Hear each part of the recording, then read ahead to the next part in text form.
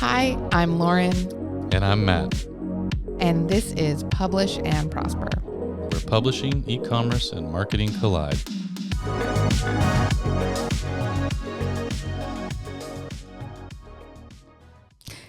Hey, everyone. Hey, everyone. Nailed it. Welcome back to Publish and Prosper.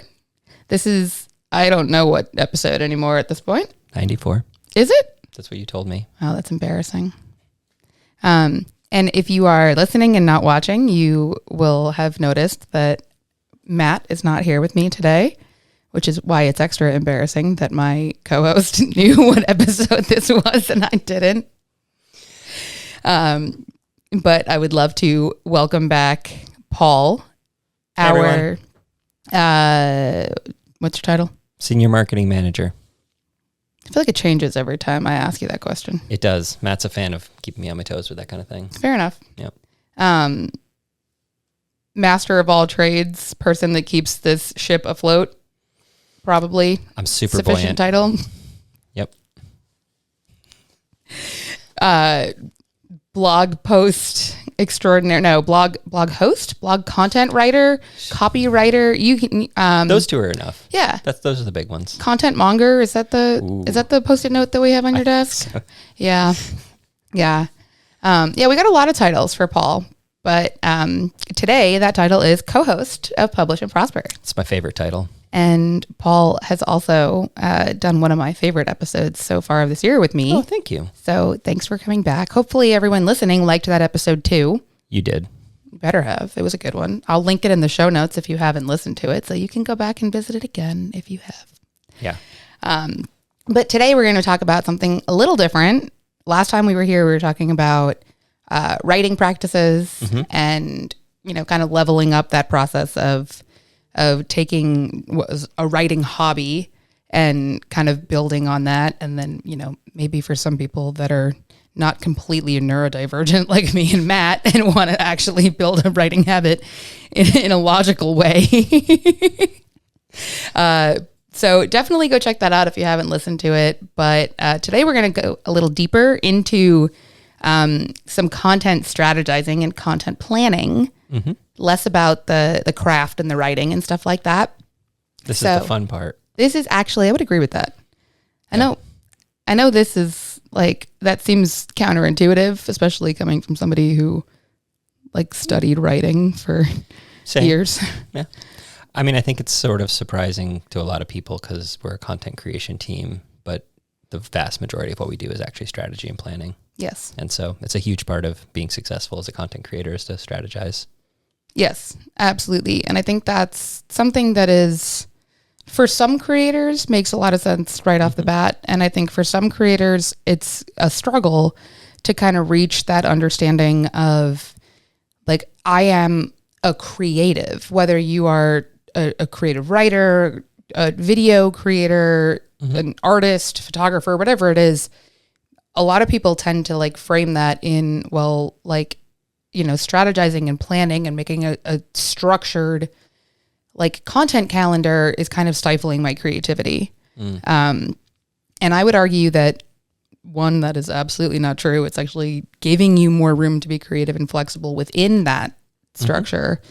And two, that having that willy-nilly creative, free spirit approach to content channels is not a long-term Correct. plan. It's not going to work long-term. You need to have some kind of plan or else you're just scribbling stuff and hoping people pay attention to it. Yeah. I had a professor many years ago who I think was quoting someone, and I don't remember if it was just his own quote or he pulled it from somewhere. But to paraphrase, he basically said that people who are naturally creative are more creative when there's constraints because it forces you to work within a constraint. To, Twitter, you're only allowed, back in the day, it was 140 some characters. How do you be creative in that few characters? It really forces you to focus on your message or what you're trying to convey or whatever. So I like to think of strategy as, self-imposed but very thoughtful constraints. I like that. Thanks. I like you can that. have it. I'm going to share it with all of our listeners. So cool. Thanks for that one. All right. Can I read this ChatGPT quote that you've given us? Please do. Okay. At its core, a content strategy is the intentional plan behind what you create, why you create it, and how it all fits together. It's not just about producing content, it's about ensuring every piece has a purpose and works towards a bigger business or brand goal. I agree with you. I'm often inclined to use ChatGPT to outline and plan and kind of bring things together or research, find new sources of information, and not a big fan of grabbing quotes like that, but that's a great definition. So I think it's worth including. Yeah. Yeah, no, that was one that I really I looked at it for a couple of minutes and was like, I probably could paraphrase this, rewrite this my own words or whatever, but I don't want to. Yeah, well, and now it's written in the words of millions of other writers, so maybe some of both of our own included. I like to think it pulled the about or maybe the just from that sentence from one of us. I like that idea. Yeah, why not? Yeah. So, what's the first thing we want to talk about in terms of content strategy? Well, I think it is really important to kind of define what your content strategy is before you can really... Actually, let me rephrase that. I think it's really important. I think it's really important to define what your content is and understand your content channels, and your goals before you can figure out what your strategy is. I'm going to even narrow it more and say goals first. I agree. You had that third in your list, but I think it's the first thing. You don't know what channels you should use until you know what your goal is. Is your goal to earn followers? Is your goal to sell product or services? Is your goal to do something other than those things? Because those are actually pretty the common ones. But yeah. So start with a goal. Do you want to build an audience? Do you want to make some money from selling a product? Do you want to sell your services? Do you want to be a speaker? Do you want people to buy your books? Like whatever it is that you want people to do, then think about the content and the channels. Mm-hmm. Yes, that's a fair point. And I do also think this might sound like we're talking about how to build a content brand from scratch. And I don't want that to be the implication here. Mm-hmm. I think this is something that you can do even if you already have an established content channel 100%. And you're just looking for a way to refresh your strategy. Yep. I still would start there. I still would say, let's start with what are my goals? Whether you have 1 follower or 10,000 followers, this is still a good opportunity for you to say, okay, step 1, what is my goal right now? Yes. And I think that's actually an important point, because let's say you have a YouTube channel that's about refurbishing old Furbies, and you've got thousands of followers because Furbies are awesome and people want to know how to refurbish the ones they find in their attic and whatnot and get them working again. And then you decide that, you're putting all of these electrical engineer skills to work and stuff. And you want to write a blog about something more general about fixing old technology or hardware or something like that. You need a strategy about how you're going to deliver that, even though you've already got an audience. That's an audience for something else. You're going to a new medium. You need to figure out a strategy for how you're going to do that and how you're going to deliver it. Mm-hmm. You didn't like my Furby example, I could tell. I mean, if I come into this office one day and there's a Furby on my desk, I'm going to throw it at your head, whether or not you were the one that put it there. Don't worry, I won't be here. Okay. I ain't leaving someone like that and hanging around. For the best. For the best, for sure. But no, I think that is a really good point. And I think even actually if you already have your existing YouTube channel where you are refurbishing Furbies, what a phrase, what a turn of phrase. Even if it's just something as simple as, I feel like my content is a little stale, or I feel like my audience growth has really stagnated in the last few years, or I used to make more money from just pre-roll ads and stuff like that, and that's kind of tapering off, so I need to inject some kind of new revenue stream in here. No, even if it's just staying in your existing lane, it's always a good time to reevaluate your channel goals and your content strategies. Yep. And that's it. You can decide you want to reach a new audience, you want to expand your audience, you want to sell a new product, you want to sell more of your existing product. Whatever that goal might be, if you're planning to achieve it by creating and sharing content, you got to start with a goal and then strategize from there. Yeah. Mm-hmm. Yeah. I think it's also important to understand when we're talking about different content channels, we are talking about high level looking at things like social media or email or blog or podcast. And then there might be some niching down within there. Yeah. So social media, you might be focusing on video content channels. So you might be just posting on short form video, TikTok and Reels and YouTube Shorts, or maybe you are a long form video creator and you're creating primarily content that is like YouTube video, like full length videos on YouTube, or, you know, maybe a lot of your content is LinkedIn, text in post kind of content. So whatever it is, like, you know, we're kind of going down the list of there's different channels, there's content within that channel. Yes. And I think you actually have to dig into the niche. I almost said niche just to mess with you, and I did it. I'm sorry. Well, this is how math's infected my brain, where it's still a content niche, but you niche down into that content niche. And Well, anyway, I think you have to niche down. Yes. Because if you try to create content for all of the available channels, you're going to get overwhelmed. We're a team of 5 people, and it can be overwhelming to create content for all of those channels as a team of people who've been doing this for a decade each. You know, it's difficult. There's a lot to it. So that's the second step after you've kind of established what the goal is of, having this content strategy. What are you trying to achieve? The next step in the strategy is figuring out what channels are going to be best for presenting it. And I think that kind of comes into the format of the content, like you were saying. Is it short form video? Is it, medium length blog posts, long blog posts? Is it, I guess LinkedIn would be kind of medium length blog posting. Is it YouTube videos that are 2 minutes, 5 minutes, 10 minutes, an hour? Where are you at with the kind of depth and length of the content you're creating? And then you think about what channels are going to be most appropriate for it. Yeah. Yeah. And I also want to clarify here that, before we start getting into more of the specifics about the whys and the hows and stuff like that here, that we're going to kind of be framing this around the idea that you're using multiple channels. Mm-hmm.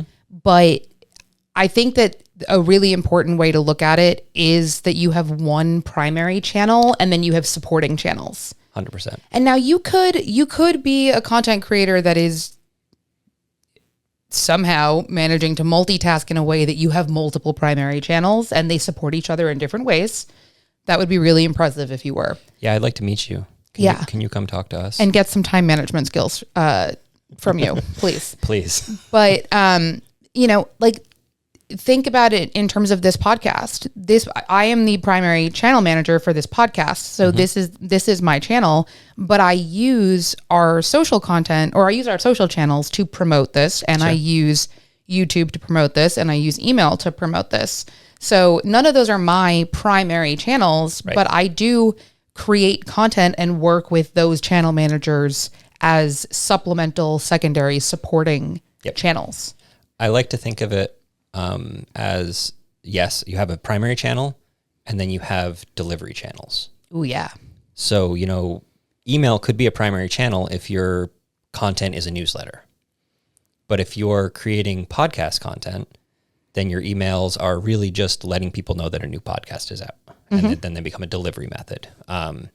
So it's really about, where the content lives and how you get it to people.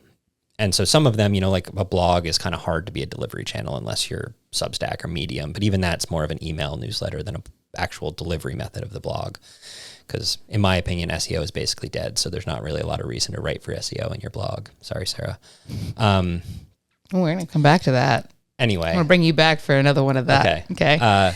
So yes, I agree with you though. You have to have a primary channel or you're probably going to get overwhelmed and you're going to have content that isn't focused on that channel, like that style of content for that channel. If you try and write long form blog posts and do long form podcasts, that's very different content. You can talk about the same thing, but like the way you're crafting the content is different. This is a trap. That is a specific trap that I fall into maybe once a quarter. I believe it. Where I will say, oh, it'll be really easy for me to write that blog post because I just did a podcast episode and I already have like a pretty robust outline. And then not only does it take me the same amount of time to write the blog post as it would if I was doing it from scratch, but it winds up being like 3,000 words long. So. And 3,000 words is a fairly long blog post. Yes. Yes, it is. Yes, it is. But yeah, it is not quite. And we're going to talk a little bit about that too. The idea of repurposing your content on different channels. But I do just want to kind of make that clear that we're going to be talking through this as though we are talking about one primary channel, and then you're supporting or delivery channels. And I do think that if you wanted to approach this as like this is an opportunity to kind of work through a strategy or a strategy or planning exercise or something, I would kind of ask yourself the question of like, ask yourself the question of what's your goal for your main channel, and then also do that with your secondary channels too, because it should be different.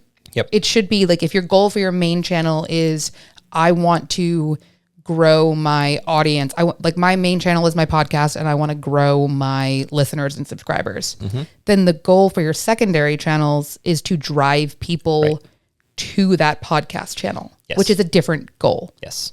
And I think that's an important one, because you maybe won't focus on email subscribers if your goal is to get podcast listeners, because convincing people to subscribe to an email is very different than convincing them to listen. And so you might offer the option to get notified by email that a new podcast is out, but your content isn't going to say, hey, subscribe to my email list. It's going to say, hey, subscribe to my podcast. Right. And so it's important to clarify that. Yeah. Very much. Yeah. This feels like a good time to start talking maybe in general about why this stuff is important. Although I imagine after listening to everything that we just talked about, at least some of the why should be clear. I think so. Because this is, if you are doing this right, if you are doing content management right, there are a lot of moving parts. You've got a lot of pieces in front of you, and you have to be able to keep track of everything. Yep. And you can't do that if you're just sitting down every day saying, what am I going to post on Instagram today? Yeah, absolutely. Just to clarify, so that we're being clear with each other. When you say the why, you're talking about why have a content strategy, not why create content. Oh, yeah. Just to be clear. Yes. I know. I just want to make sure we're putting it out there so everyone is clear about the why to create content is to achieve the goal. The why to have a strategy is so that you can actually achieve the goal. Yes. And not just be shooting things off into the void and hoping that someone sees it. Yeah. Yeah, because that's not much of a strategy. And there's the why of your strategy. Of, you could write the most brilliant blog post about refurbishing Furbies that the world has ever seen. It could just be pure gold, genius. But if you don't tell anyone that it's there and you don't get it in front of anyone, they're never going to find it, because the internet is just too big. Does your house have a basement? No. Does it have an attic? No, this is North Carolina. Okay, I'm just making sure. There's a crawl space. But there's no hidden Furby workshop in your house anywhere? No, that's offsite. I rent a space downtown for that. I ain't having my wife find out about my Furbies. Well, okay, as long as because those demons should not be welcome under your roof. I've never owned a Furby before. I really just wanted the opportunity to say refurbish Furbies. I have. I know you have. Obviously, I'm a millennial. Yeah, I'm just a touch too old for Furbies. Like 10 years old in the year. Yeah. I'm pretty sure I was 10 the year that they were like. That was the thing. A thing. Yeah. So I was a little too old for Furbies, so. That's probably better, honestly, in the long run. Win some, lose some. Yeah, fair enough. So, all right, but yes. Why is it worth your time to have a content strategy? So that you can provide your audience with valuable content, like an extended discussion of Furbies. Exactly. It also gives you some parameters for how you're going to use your content, how you're going to create your content, understanding how to reuse content. The strategy is kind of this holistic guiding light to help you be always moving forward, so that you, like you said, you don't ever just sit down and you're like, what am I going to make for TikTok today? That should never happen. Right. I mean, that should happen like once and you plan out a month's worth or something, but it shouldn't be this just uncertainty about what you're doing today. Yeah. Yeah. For a lot of reasons, for reasons of, anyone who's created any kind of creative, I keep doing this lately. Anyone who's in the practice of creating art of any kind is familiar with the crippling anxiety of the blank page or the blank canvas. It is the worst. And when you have that deadline ticking in your head of, I have to post something today, all the studies that I've read and the workshops that I went to, they all tell me that you have to post every day, and I haven't posted anything today. and now you're never going to think of anything. Yep. And so having this to fall back on is always, and even if it is something that is like a looser structure of like, this doesn't have to be like that you've sat down and done a detailed strategy of like, this is exactly what I'm going to post at this minute of this hour of every day for the next 6 months. Correct. Right. It can be a little bit more, it should fit your work style and your needs. Yes. It's easy to fall into the habit if you don't have a strategy in place of just posting whatever's top of mind. Yep. And if you do have a strategy in place and you have something that you can take a look at, like your high level calendar and say, it's been about 5 weeks since I've posted this type of content, so let me stick one of those in there. Or I want to make sure I'm posting this type of content once a week, but not more than once a week. So let me make sure I'm just bopping this around in here. Yeah, I think that's the most bare bones strategy is Yes. that kind of simple content calendar that helps you avoid repetition and ensures, if you wrote a blog post, you wrote it for a reason. You want people to read it. Mm-hmm. So if you're not intentional and strategic about how you share it, you're not getting people to read it, which then it's not failed content, but it's not helping you meet your goals. Right. I think that is something that is a really important part of this. Or, even if it's just in terms of not the type of content that you're posting, but the subject matter of the content that you're posting. If your blog the Lulu blog has how many main categories? 5 main categories. Sometimes it's nice to look at it and go, we haven't posted something in this category in like 3 months. Maybe we should prioritize putting out a piece of content that goes into that category. Yep. Or even, I'll do you one better. Maybe we need to reframe the categories because we're not, one of those categories isn't speaking to our audience as much anymore. And that's why we're not creating content in it. And we should reconsider how the categories are structured. This is the kind of things like that a holistic strategy around your content give you kind of insights into these things and a way to have framework to track those insights so that you can see what's working and what's not. Yeah. And I feel like as we, chatted about this, if you're listening, it might sound like really vague, and it's because strategies are. Yes. By nature, they're sort of vague, and we will get into probably pretty soon here kind of the more structured way to write one out and kind of create one that you can work with. But even that is going to be you. Like if you looked at the document where I track what I want to create for new blog posts and the document where you track what you want to create for podcasts, they are vastly different. Yes. Because it has to be true to you and the way that you want to function. So there is no one size fits all template design. You can go on the internet and find a million of them. You can have ChatGPT make you a template if that's helpful, but there's no one size fits all template for how to plan your content because it needs to be versatile and nimble and changeable. Yeah. I think even like, yes, our two like planning docs, like the way we approach our like content planning and our content strategy are pretty different, which in itself is telling because you and I have been working together very closely together for like 6 years. Mm-hmm. So we have evolved our styles of working to be similar. Mm-hmm. But even that, that is something that is very distinct. Like I could tell you the minute I opened a sheet, whether Paul made it or I made it, for sure. Right. Exactly. But separate from that, just being like individual understanding, my podcast content strategy doc versus my social media content strategy doc, completely different. Yep. Different appearances, different things that I was focusing on, like different strategies, different approaches to it. So absolutely something that it is hard to talk specifically about this. This would probably have to be a series if we wanted to do, probably have to do like channel by channel specific series if we wanted to actually get into the specifics of how to do this. And even then a detailed template of some sort isn't going to always work for everyone. Right. So it's always has to be kind of, you have to have a strategy for how you're going to have a strategy, unfortunately. Yeah. But that's where you start, and like you were saying, it doesn't have to be a ground up content business that you're just starting. You could already have an audience. You could already have content that you're creating, and you might just decide you want to grow it, or it's stagnating a little and you need to keep boosting it, or you've got some new piece of content. You're offering a new service. You're trying to get speaking gigs. You published a book. You've got something that you want to promote that's new, and you need a strategy around how you're going to use your content marketing skills to get people to find that. Mm-hmm.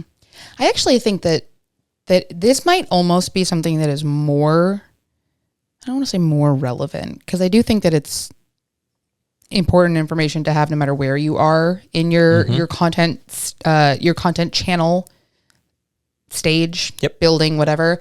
But I do actually think that this is almost something that you have to start considering when you're at a point where either A, deciding to start taking your content channel seriously, you know, in a way that, not that you haven't been taking it seriously, but you're starting to get to that point where you're like, I think I could make some money off of this, or I think that I could like do something new with this, or launch something else with this. Or if you're at that point where you're like, it's been going, but the algorithm has kind of handed my ass to me, and now I've got to figure out how to inject some new life into this. Yes. So I think this actually might be something that if you're starting from scratch, you might want to be a little more simplified than what we're talking about right now. I absolutely agree. I think if your goal should be simpler, you know, if you're starting from scratch, your goal should probably just be to build an audience, and you should keep it very simple. Aim for 50 people subscribing or following or whatever channel is going to be your primary one, and set a time frame of whatever 6 months. I'm just making all this up because, again, it has to be true to you and what you're trying to do, but keep it simple and then build on it. Yeah. And that's, you know, a strategy is never set in stone. Yeah. You should definitely like time gate it and say, I'm going to follow this strategy on social media of posting one long form article to LinkedIn and chopping it into small pieces and sharing it on Twitter and Threads and Mastodon or whatever.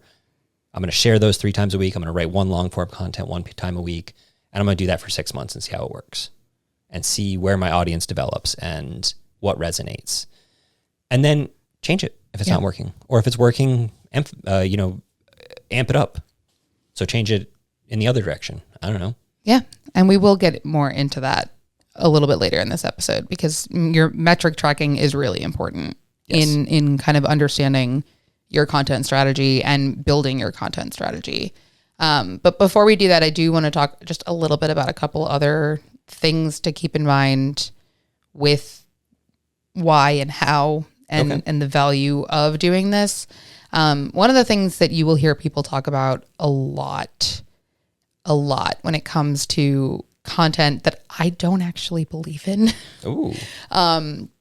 is the idea that it matters when you send content, when you post it or schedule it or whatever.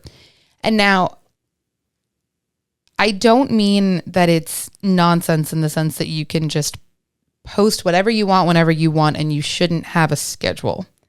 Like, this podcast comes out at the same time on the same day of the week every single week. I'm not saying that we should just be like, this week it's going to come out on Tuesday at 10 p.m. and next week it's going to come out on Thursday at 11:45. And the weekend, like, it's just going to be a fun surprise when it's delivered into your inbox. Like that I don't believe. Like, I'm not saying that, but I don't know if I believe in the, like, you know, you'll go online and you'll see people be like, the best time to put out a new YouTube video is at 12 o'clock on Friday. Yeah. Well, if everybody's putting out a podcast video at 12 o'clock on Friday. So I 100% agree. I think the whole posting time thing is mostly made up nonsense by SEO experts who want to sound like experts and can't figure out what to post on social media to grow their followers because... Exactly. Right. What I would say is, one, posting at the same time every week or on your schedule is a good idea. You know, I have posted blog posts at 9 a.m. on Thursdays for the last 8 years consistently. And we'll post something out of order if we need it immediately. But what's more important is when you share it. So, and not the when, but the consistency. So if, for example, your content is a blog and you're writing a new blog post every week, don't care when you post it. Post at the same time for your own sanity or around the same time, whatever. But what matters is when you share it. If your audience knows that every Tuesday morning they're going to get an email saying there's a new blog post from you, don't hold off until Wednesday or Thursday. They're going to forget. But if you're consistently in their inbox or showing up in their social around the same times, that's what matters. Yeah. So build consistency into it, but I don't think there's don't chase some magical guru's explanation of why 3:07 on Thursdays is the perfect time for your podcast to go live or something, because that's just nonsense. Yeah. And in fact, listen to your audience on that instead. And that's something, again, we'll get into like metric tracking. But if you notice after experimenting for a little while, let's say you do try different days, or you try, one month I'm gonna set up my content calendar so that I'm posting the same content every Friday, but maybe next month I'm going to move it to Thursday instead. And you wind up seeing that there's one day of the week that it consistently performs better when it's shared on that day. Yep. That is more valuable than whatever somebody wrote in an article 5 years ago about the best day to publish a podcast episode. And once you learn that information, don't go write an article about how it's the best day to publish it at that time. Yeah, gatekeep that information. Don't do that. That's for you. That's you and your audience. Yeah, gatekeep that.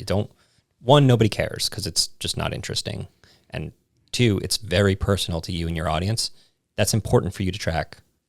Keep an eye on that. Right.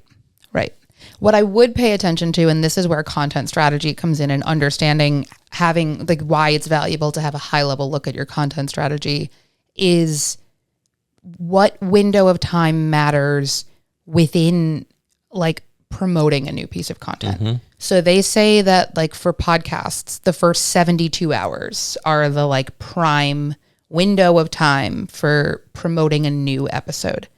And you should be posting most of the, if not all of the promo that you're doing for a new episode should happen within 72 hours of a new episode being published.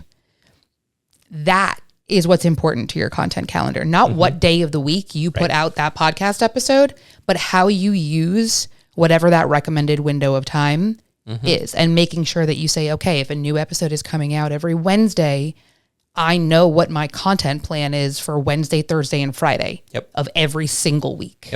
And that's more important than arbitrary days of the week or times of the day that you're putting out content. Precisely. And that saves you from the scenario we discussed earlier where you are sitting there staring at a blank screen and you don't know what to create because you've got these kind of time-stamped necessities of following up on that 72-hour time frame for your podcast and making sure you make all of the right efforts in that time frame to get it out there to people.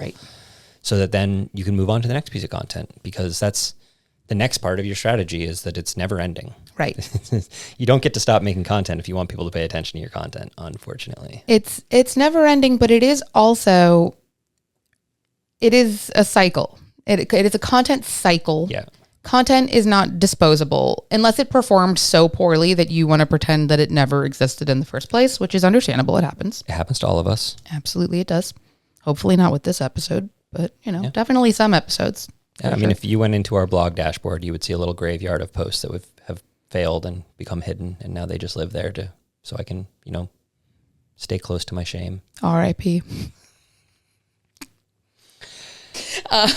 But yes, when you do reach a point where you want to be recycling older content, repurposing content, reposting content, which you should do, absolutely, it is good to know where and when you last shared it and what you shared about it. So if these podcast episodes, sorry, I'm going to keep using my own channel as an example. I create 5 or 6 pieces of social video promo for every episode that comes out. And we use maybe 1 or 2 of them, but I still keep creating those pieces because eventually we're going to come around to a place where I'm going to be like, hey, I'd love to give this episode, this episode is relevant to something that we're talking about in an email this week, or is relevant to something else that's going on. Here is a brand new, fresh piece of content that you could share that is technically repurposing this older podcast episode, but it is still new to the channel content.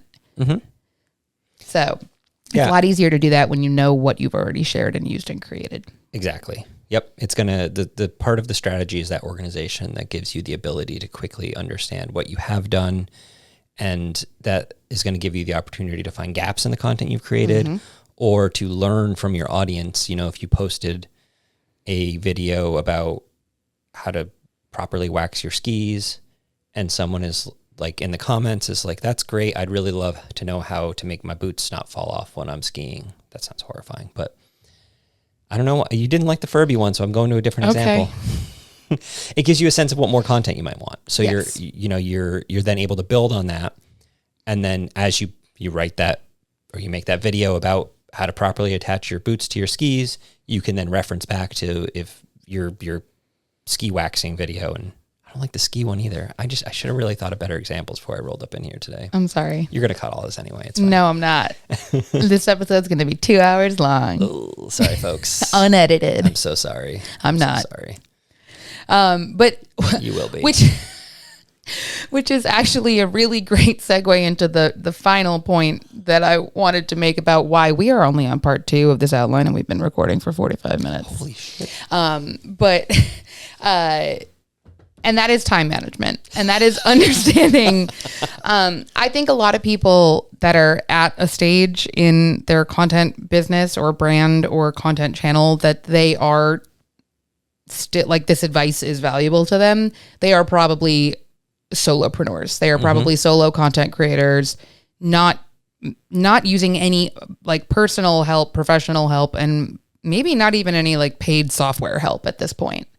So if you are somebody who is doing all of this on your own from scratch, daily content creation is rough. It's really rough. It's so hard and it's so taxing, and it is, we all know that it takes so much more time than you think it's going to. Every time. Every time. Every single time I trick myself into being like, I can bang out this blog post in 2 hours, or I can create this 30-second video in 45 minutes.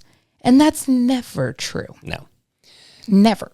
But having these kind of time management things built into your strategy is a way to help guide you with that. Yes. So it lets you block out some time, or it lets you say, you know, let's say you're an Instagram creator, and so you're making a lot of short form video and photography content. Then you know how much content you need for the month. You know, I'm going to post every single day, Monday through Friday. I'm going to take weekends off. So now I need 20 pieces of content for the month. And then you can say, well, I'm going to take this one day or maybe a couple of days. I don't actually know how long it takes to make some of this stuff because I just write. But you're going to say, this is how much time I need to create it. And you're going to batch create a bunch of that stuff and have it kind of ready to go. And then you'll have your time to prep it and edit it and schedule and all of that, all of the tertiary pieces that go around that. But you can't determine how much time you need to do that until you have that calendar and that strategy. The calendar is part of your strategy so that it's all mapped. Yes. Yeah. So we did, we talked a little bit. I said at the beginning that I wanted to talk a little bit about batch creating content. And we kind of have, but there is another element of that I want to talk about that I think is actually really important and doesn't often get talked about in the context of batch creating content. I think that a lot of people, when they hear that, like when they hear somebody saying, oh, you should like set aside time to batch create content. Right. I think the two things that come to mind are either creating a week's worth of content in one day and just scheduling it out, or doing like I'm going to do a photo shoot and get all 20 of my photos for the month done. Yep. And then every single day I will just organically post whatever post is planned for that day, but I'll do the posting and the planning and all, and like the writing, the caption and all that on the day of. I just have all that content, like the photos already created. But I also want to throw out there that when we talk about batch creating content, batch creating the content that you're going to use for one single piece of content. Yes. So going back to the beginning, who knows, 87 years ago, when we talked about how you have your primary channel and then your secondary channels to support it.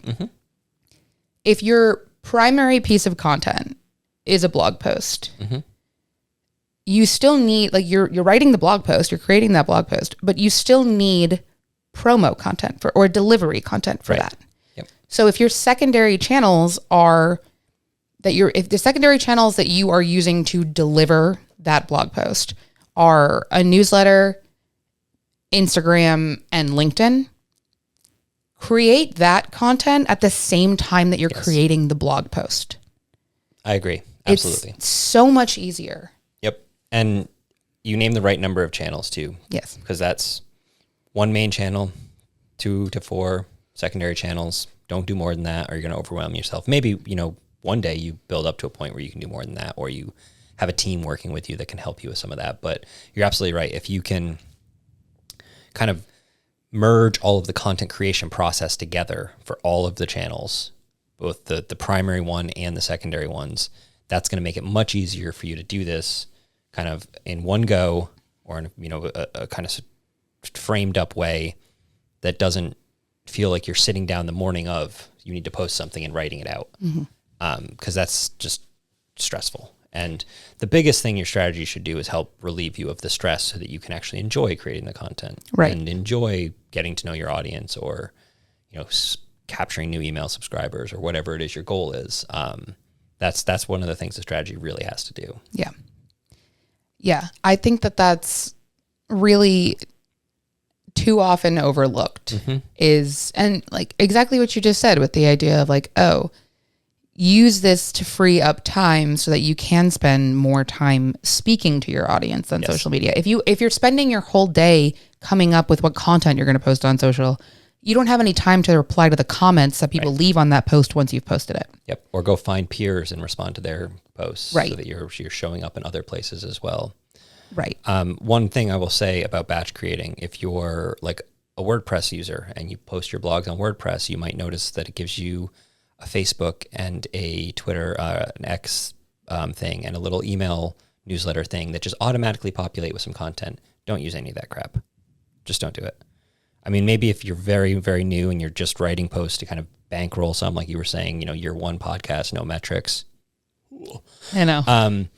Yeah, sure, that's fine because you're just putting it out there. But it's not authentic. And so it's much better to write the post, write the Facebook post, write the X post, write the email news content, all in tandem, and send them out individually using your different tools, rather than just using the kind of built-in blogging tools or YouTube sharing tools that are going to auto do that for you. It's going to be some crappy AI generated stuff, or it's going to just pull your meta description and use that. It's not authentic. So unless like you're really, really strapped for time and you're just trying to get some content out there, I'll give you a little pass there, but avoid using the automated stuff as much as possible. Yeah. Yeah. I mean, you want to be able to control the content that you're putting out there. Really you can't control it when you're doing it that way. But I also think that that's kind of a really good segue into the metric tracking. Ooh, I've been waiting for this part. Me too. Let's get some spreadsheets going. Love a good spreadsheet. We're all big fans of spreadsheets on this team. But I think that that's something, one of the things that is really important when it comes to metric tracking is it can help you understand how different types of content are performing and how different delivery methods are performing. And I think that's like, if you don't want to take Paul's word for that, where he's saying like, don't just, share straight from WordPress, but actually like create the post organically yourself, try it. Yeah. Go try it. Test it and track it. Yeah, test it out for a couple Prove of me weeks. wrong. I don't think you can, but you should try. And then tell us if you do. Yeah. Please do. But that is, that is something that is sometimes it is such a minor change in your strategy. There was one year for an entire year that I tagged posts, whether they had a clickable thumbnail graphic or if the graphic was a static image and the link was in the copy. Yep. And I wanted to see if there was a difference in click-through rates on the same content. So if it was the same blog post that I shared twice, but one was the link was in the copy and the other was the graphic itself was the clickable link. Yep. And there absolutely was a difference in performance in those. Clickable graphics were better. 100%. Yeah. Like significantly. So what you're talking about is a form of A/B testing. Yes. And I don't want to dial too deep into that, but it's essentially you share the same thing twice with one difference. So it's a different headline, a different graphic, a different clickable link, that sort of thing. And then you look to see which one performed better if one did. Right. I think that's absolutely vital. It's something you can be doing at all stages. Maybe it's like not quite beginner level, so you need to, have a little bit of an audience so you're getting some true data around, if you've only got like your mom and your two cousins reading your blog posts.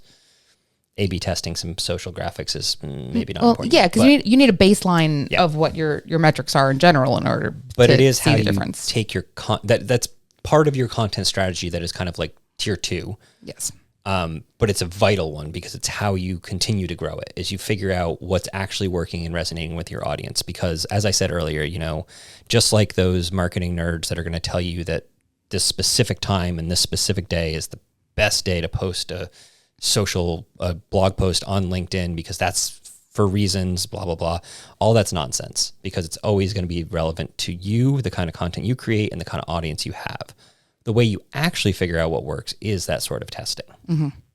I think we've actually referenced A/B testing several times throughout this episode and just haven't really acknowledged that. Yes. The same, like there are a lot of different things, and I think that is something that is interesting because I'm a nerd and I think it's interesting to see that and see that difference. But I think that's also something that people kind of like it kind of sometimes seems like, why? Like, what difference does it make? Like, do I really have to go through this effort to do this?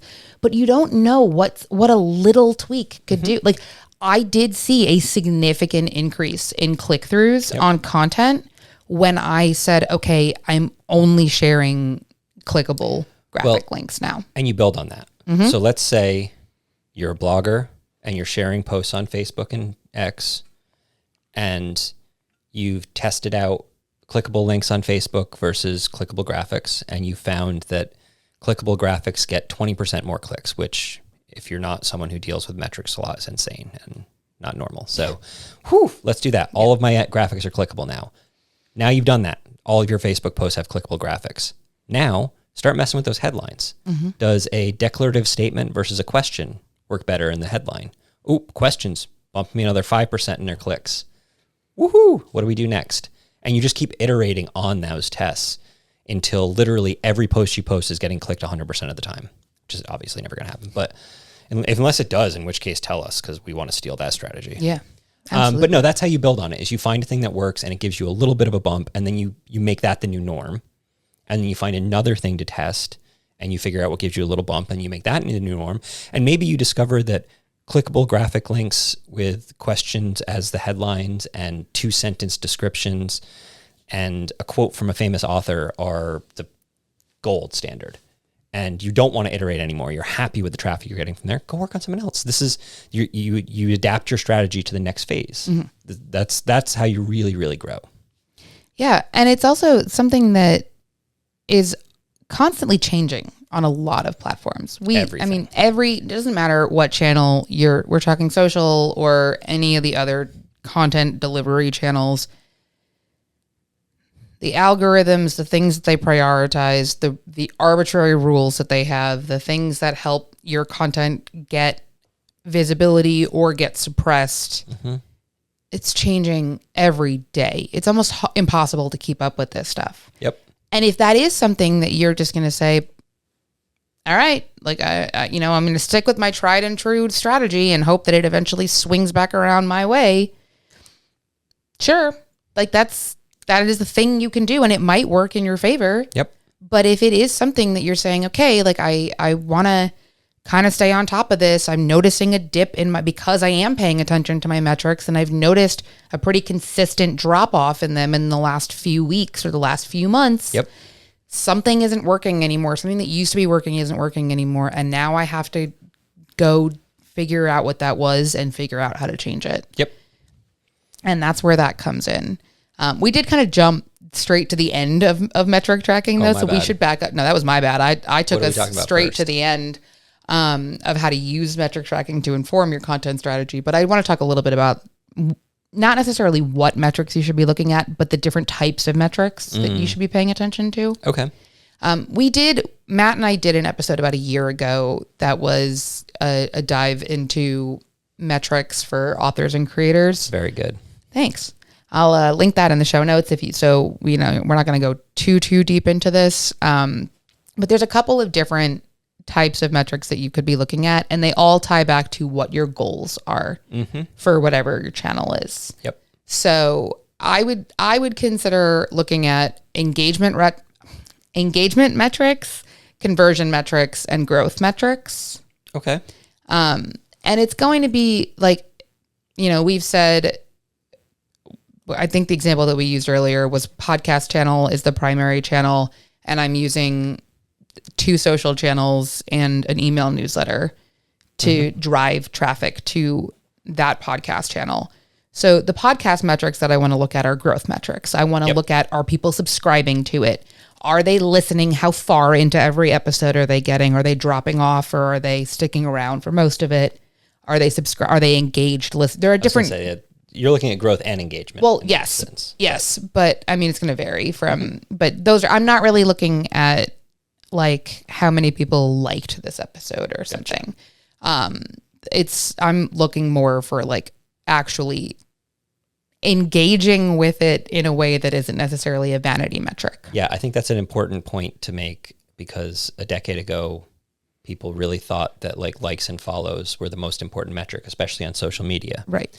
And engagement, especially as tracking tools have gotten better at this, and we can see how long people listen to things or how far they scroll into a post or something like that, it becomes much more important to think about engagement as like actual engagement and not just mashing that like button. Right.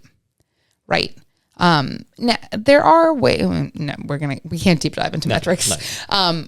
But so in the sense of looking at that primary podcast channel of these are the metrics that I'm looking at here, on those other channels, if my goal is I want to get people to open my email newsletter and then click on the link that's in here to go to my podcast page, the metrics that I'm looking at in that email are conversion metrics. Correct. I'm looking for click-throughs. Yep. So, or link clicks or whatever the specific channel calls them. And a conversion metric is showing that they have done, it doesn't necessarily like, because I think a lot of times when you hear conversion, you think they bought something. They did the final step in the chain of actions that you're hoping they'll take. But it's anything that gets them to the next step is a conversion metric. Yeah. Yeah. And these different types of metrics can like, they're all useful in different ways. Like I'm not saying that you don't ever need to pay attention to something like likes or comments even or whatever. But if your goal on Instagram is to grow your Instagram followers, like if you want people, if you want to get more followers on Instagram, likes are fine. Likes are great. Shares are way better. Sure. That makes sense. You know? Yep. And you know, the algorithm changes. Sometimes these days, if your friends like stuff, it'll show up on your feed. Sometimes that's not necessarily the case in how they work. But if you have a post that has 10 likes, but 100 shares, you're winning. That's good. Like you did it. Yep. Good work. You got the Instagram crown for the day. Unless they're all sharing it because they're saying what a bad post it is, in which case, okay. Yeah. But the only thing I think I would pay attention to for something like likes, which I do agree is very much a vanity metric, is outliers. You know, if you normally get between, 7 and 10 likes on a post and suddenly you get 500, look a little closer at that post. Yep. Otherwise, yes, I don't really think they're that important. It's much more important to look at conversions and engagement. Yes. And pay attention to, whenever possible, what it is that makes that happen. Yes, this is the biggest reason to track metrics, right? Is to look for those outliers, to look at the things that are standing out from the norm. And then you can say, why? Why did it happen? Why did this post get so many clicks and that one didn't? Is it because it's got an inline link versus a clickable graphic? Or is it because of the way you phrased it? Does this have a different tone? Is it the style of graphic you used? Is it the blog post or podcast that it led to? You won't always know. Sometimes you're gonna have to guess, but use that information to make an educated guess at the very least. Right, because if you're doing also keep in mind that none of this content exists in a vacuum. So you can use your other experiences and your other pieces of content to inform your understanding and interpretation of what maybe happened here and what didn't. And this is, we've kind of moved from the part of your content strategy that is around crafting content and delivering it to now is we're refining it. So you've kind of got a strategy of, here's my calendar, here's the channels I'm operating on, here's my main channel, here's my secondary channels that are going to help deliver that primary content. Here's my calendar of when I'm going to post stuff so that I can, batch create. I can create content in groups so that everything is kind of harmonized. Now that you've got some of it out there and you're looking at how it's getting shared and how it's getting engaged with, you refine that strategy so that the second phase of the content creation strategy part becomes winnowing that down to the things that work, discarding the things that don't. Maybe, you're sharing on Facebook and X and Instagram and X is getting no traffic. Cut it out. Yeah. Focus on the other ones for a bit. Try a different one. Let's head over to TikTok and make some videos or something. Yeah. Free yourself up so that you're not wasting time on things that aren't effective. That's one of the big things that metrics are going to teach you And so don't look at them and be looking for those big spikes. And obviously seeing that chart scale up is very pleasing. But don't look for that. Look for the things that are, helping inform you what is working so that you can incrementally improve it. Yeah. All of this is designed with the intention of helping you simplify your content creation, your business management, your strategy. This is all, it maybe sounds counterintuitive because it sounds like a lot of work. Yep. And if this is something that you're not already doing, you're probably like, dude, what are you talking about? This sounds like twice as much work as just kind of like winging it and going. But I'm telling you, it's not. It's one of those things that it is like you are investing time now to save infinite time later. I'm going to make a sports analogy. Do it. But it's sort of like, if I don't know sports well, so I apologize to the sports fans if I butcher this one. But let's say you're a professional basketball player. You don't just play basketball to get good at basketball. You do other exercises. You strategize. You watch tapes of how games went so you can see how other people play and strategize your moves and your dribbling and your stuff like that. There's all of these things that happen behind the scenes that go into making the main thing look good and be effective. And that's kind of the key thing that the strategy does. Like you said, it seems like a lot of work, but it makes what you actually want to be doing more effective and easier. Yeah. And especially once you kind of lock in a strategy and you get your head, and this takes a while to get that sorted out. But once you do, it becomes second nature, and then you're just working through this, and the creative part kind of comes back into focus. Absolutely. Absolutely it does. It makes it so much easier in the long run to be creative, to be, what was the thing you said at the beginning? Creativity with Furbies. Yes. It was creativity within confines. What was the? Oh yeah. Exactly that. Okay. It's restrictions and confines and constraints force you to be more creative, to work within them. Yeah. And so by self-imposing some, you just force yourself to be more creative. I don't even know if I would call it restrictions necessarily. No, it's more constraints, I think. Yeah. Or guardrails even. Perhaps niche. Or niche. Ugh. Niche, for sure, niche. Did it hurt to say that? It did. Okay. It hurt, Matt. I didn't like it. Can I say one more thing about metrics before we move on? Oh, please do. UTM tags. Oh, yeah. That's it. Go look them up. We don't need to dig into them. Just go look them up, use them. That's all there is. I actually did think that I think we talked about them in the Metrics That Matter episode. It was episode number 47. Yeah, and if not, I'm pretty sure we have a blog post about it. So I'll link that in the show notes. I do want to kind of share some tools that we like for this. Get your wallets out.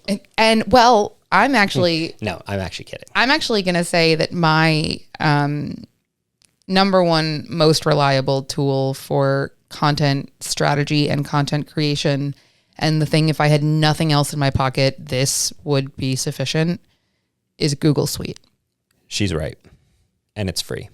The number one piece of advice that we could give you about content creation and content strategy, if you take one thing away from this episode, it is having a content hub. Yep. Or a content repository, whatever it is, whatever you want to call it, having all of your stuff live in one place. Yep. And I mean your high-level calendar, the copy, all of the different content pieces that you have created for it. Mm-hmm.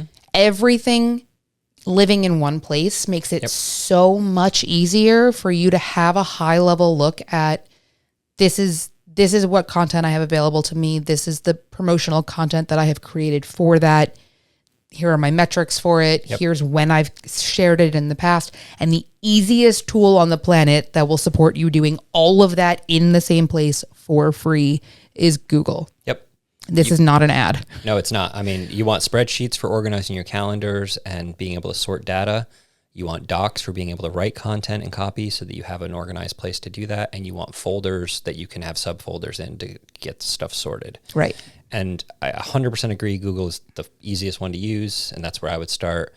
And the only thing I would say about it is don't get hung up too much on the structure of your drive and the content in there at first.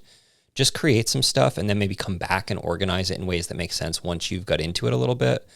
Or, you're starting a new strategy for a new channel and just create a folder and dump stuff in there for a while and then sort it in a way that makes sense. Mm-hmm. Only so you don't get too bogged down in like the structure and you'd actually move forward with creating your strategy and creating your content. Yep. But Yeah. I'm gonna talk about the elephant in every room in the last couple of years, and that's AI. Okay. And I will say it's great for creating some templates for your sheets, creating some ideation sheets for brainstorming.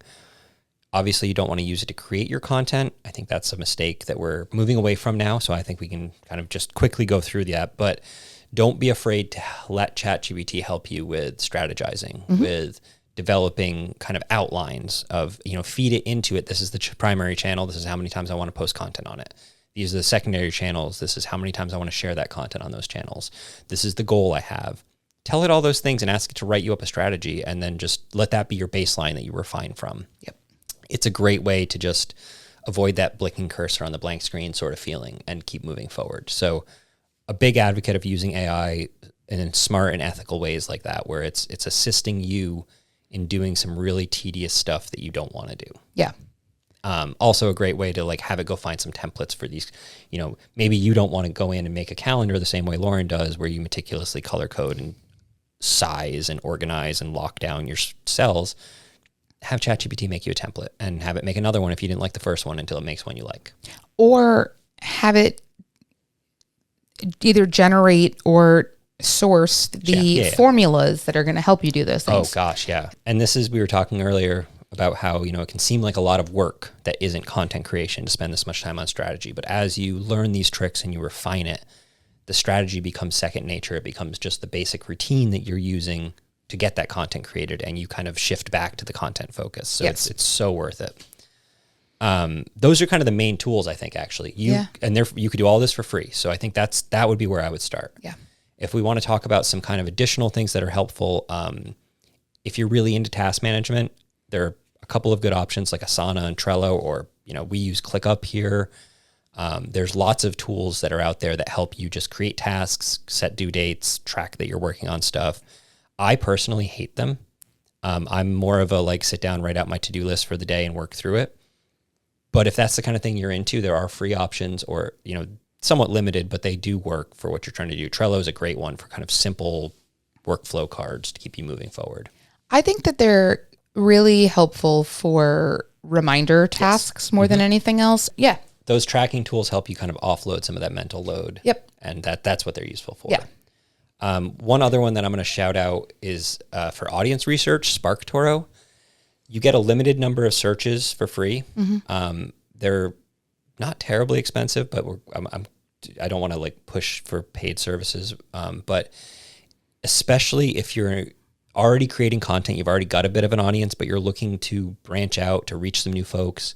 SparkToro lets you kind of connect interests with the other content that people who are interested in that topic or product or something are searching for, so you can get a sense of, if you are doing custom shoe designs on people's Nikes and you want to branch into doing custom designs for their hats too, you might go research what people who buy custom hats are looking at, and you go find the social profiles for some people that are doing this, and you see how they're posting. Do they have a weirdly sportsy sort of tone, or is it very cool or bougie, or what kind of tone are they using? What kind of language are they using? What kind of graphics are they using? SparkToro is a really cool way to kind of see what other people in your space are doing, so you can either emulate them or know how to differentiate yourself. Yes. There are lots of other tools that do this as well. That's just one that I like, so I wanted to call that one out. Yeah, I also like SparkToro. Yeah. Yeah, definitely. And, I don't think that we need to get into really the different individual content channels. I think it's just worth mentioning that you need to figure out how you're going to create, host, and deliver content on each of your channels. Yes. And start, that should be the first step of your strategy is, establish what kind of content you want to create and what the goal of it is. Then how do you want to deliver it? How do you want to host and deliver it? If it's a blog, are you going to WordPress, or are you trying something different? Is it going to be a blog content that's heavily leaning on newsletters? Well, Substack literally does that kind of thing. Yeah. And you want to think about just how the pieces all fit together. Yes. And you want to think about that with longevity too. Yes. Even if you are if you're taking kind of a staggered approach to building out a new channel or building up your existing channel, and you're saying, okay, right now I just want to launch a podcast, but I do think that about 6 months from now, I might supplement it with blog posts. So maybe like right now, I don't need a website for my podcast to host it, and I will just post them to the individual like platforms like Apple Podcasts and Spotify and whatever. But I do eventually want to have it like in a place where I can also host the blog content and the podcast content on the same page. Yep. So, that's something that you do kind of want to think into the future, at least a little bit. Yeah. And I think you need to get that as part of your initial strategy too. Yes. Of like, what is your goal? And is part of that goal to expand the channels that you're using to reach the audience to achieve whatever that goal is, then try to build that in from the get-go. So at least you're prepared for it. Yeah. I think it's also, and I think this is probably kind of the last point I have at least. Yeah. I think when it comes to those different delivery methods, it's also good to understand what kind of metric tracking, because they all have their own. They all have their own. And like I was saying earlier with Sprout, like Sprout was a great tool because it had all of my social content scheduling in one place, but it also had the only platform that I've seen more robust metric tracking than Sprout is Google Analytics. And Google Analytics is not a lot of fun to work with. So no. So that is something, that's something that you need to kind of think about how you want to prioritize that. Mm-hmm. Maybe the really, really meticulous metric tracking is important to you. So you want a tool that will help you with that, or maybe not so much. You're okay with just like the platform specific metrics, but you would really like an aggregate social scheduling tool instead of having to go manually on every channel. So kind of decide what matters to you. Yep. You can always upgrade later in time. Yes. But it's good to know. And the way to answer that question is probably going all the way back to the beginning and saying, what are my goals for this channel? Yeah. I think this is a good spot to like stop and kind of recap it. Yeah. Start with what you have, any audience, any content creation you're already doing. Define the goal that you want to achieve. Is it grow that audience? Is it create more of that content? Is it to create content on a new channel? Is it to promote a product? Sit down and write it out real broadly in a Google Doc. Make a bullet list of what you're trying to do, what your goal is. Then figure out what the primary channel is and what your secondary channels are, and start making a calendar so that you can track when you have to create things. When can you batch create things to efficiently get stuff into that next step? When can you schedule and build the stuff on these channels? When do you deliver it? When do you track the metrics? And then do it again. Mm-hmm. Yeah. And that's your 10-second strategy. There you go. Paul, thank you so much for joining me today. Thank you for letting me yap at you for an hour. Anytime. Literally anytime. I love talking strategy. I do too. This is definitely something, I know, I'm pretty sure I said this with the last one too, when it came to like writing, something that we could talk about for hours. Oh, yeah. But this, I think even more, this is literally our job.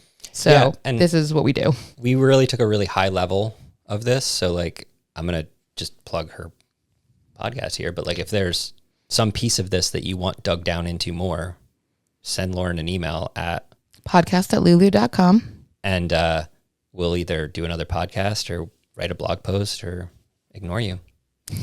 No, we won't. Yeah, I promise no. we won't ignore you. But definitely, if this is content that you'd be interested in us niching down into a little bit more, whether it's a specific reach channel, into that niche. I keep hating it. Let us know. We'd love to talk more about it and create more content about it, because we can find fun new ways to deliver this content to you. If Matt's going to let us pull back the curtain, we're going to do it. Sounds good to me. You can always leave us a comment on any of Lulu's social media channels to let us know what you want to hear more about on here, or send me an email. Like and subscribe and leave reviews on all of the major podcast networks and on YouTube. And read my blog. Read Paul's blog. Please do. It is the most robust piece of educational content that we have out there, or the most incredibly thorough educational channel. I did go this whole episode without plugging myself too, so well, I had to slide one in. No, you absolutely did. There are blog posts linked in every single episode of the show note. So highly recommend it. Definitely, for sure. I'll link some good ones in here, and I will also drop some links to some of the tools that we recommended if you want to go check any of those out. Definitely, for sure. All right, let's get out of here. Yeah, let's get out of here. Thank you for joining me. Thank you for listening. And I'm also going to plug a teaser for next week's episode is our 2-year anniversary episode. So Matt and I have actually already recorded it. Ooh. And It's going to be a banger. we talked a lot about what we've learned over the last 2 years of podcasting. So if you're interested in a little more behind the scenes and pulling back the curtain, go listen to it. Yeah, because the studio was them talking into like 2 cell phones at first, and now it's this whole thing. Yeah. Yeah, we really leveled up Yes. in here. But yeah, tune in next week and let us know what you think. Excellent. Thanks. Bye. To learn more about this episode, check out the show notes on publishprosperpodcast.com. Publish and Prosper is brought to you by Lulu.com. To hear more episodes like this one, please like and subscribe wherever you listen. Thanks for tuning in.